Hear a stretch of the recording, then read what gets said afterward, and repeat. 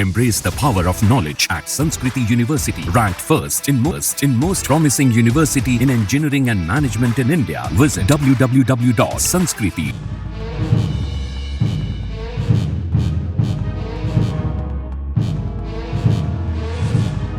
कोलकाता के RG Kar medical college और अस्पताल में 9 अगस्त को ट्रेनी डॉक्टर के साथ हुए रेप मर्डर केस में सोमवार को सुप्रीम कोर्ट में सुनवाई हुई। सीजीआई डीवाई चंद्रचूड़, जस्टिस जेबी पारदीवाला और मनोज मिश्रा की बेंच ने 3 मुद्दों पर सीबीआई जांच रिपोर्ट, डॉक्टरों की हड़ताल और सीआईएसएफ जवानों के सुविधाओं पर सुनवाई की।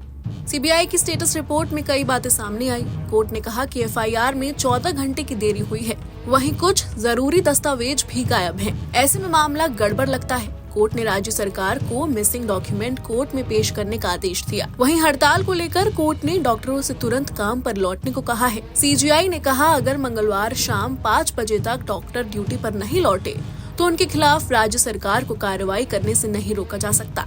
डॉक्टरों का पेशा ही मरीजों की सेवा करना है। उधर सीआईएसएफ जवानों की सुविधाओं पर कोर्ट ने राज्य के गृह सचिव को आदेश दिया कि सभी जवानों को रहने के लिए घर मुहैया कराया जाए। ये जवान अस्पताल की सुरक्षा के लिए आए हैं, उनको अतिरिक्त सुरक्षा उपकरण भी दिए जाएं। मामले में अगली सुनवाई 17 सितंबर को होगी। सीबीआई के वकील ने कहा कि पोस्टमार्टम रिपोर्ट में रिपोर्ट का समय नहीं बताया गया है। वीडियोग्राफी किसने की, कोई डिटेल नहीं है। इस पर कोर्ट ने सीबीआई से कहा कि वो 16 सितंबर को नई स्टेटस रिपोर्ट जमा करे। 17 सितंबर को हम फिर सुनवाई करेंगे। बता दें कि आरजीकर मेडिकल कॉलेज में ट्रेनी डॉक्टर से रेप और मर्डर के केस में पूरे देश में उबाल आ गया था। ये विवाद अभी तक सोशल मीडिया पर चर्चा का विषय बना हुआ है। इस मुद्दे को लेकर पूरे देश में डॉक्टरों ने हड़ताल की थी। संजय रॉय को इस केस में गिरफ्तार किया गया है। अब इस मामले में सुनवाई चल रही है। सीबीआई इस केस की जांच कर रही है। पश्चिम बंगाल की ओर से कपिल सिब्बल वकील हैं, जबकि सीबीआई की तरफ से सॉलिसिटर जनरल तुषार मेहता ने स्टेटस रिपोर्ट पेश की है।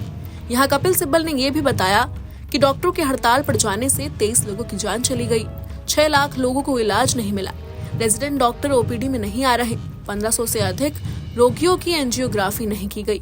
डॉक्टरों को काम पर वापस जाने के लिए कहा गया। अब ये ध्यान दिया जाना चाहिए कि यदि वो काम पर नहीं आते हैं तो उनके खिलाफ कार्रवाई की जाएगी। बता दें कि इस केस में सभी डॉक्टर्स दोषियों को फांसी देने की मांग कर रहे हैं। Bureau report, news nation.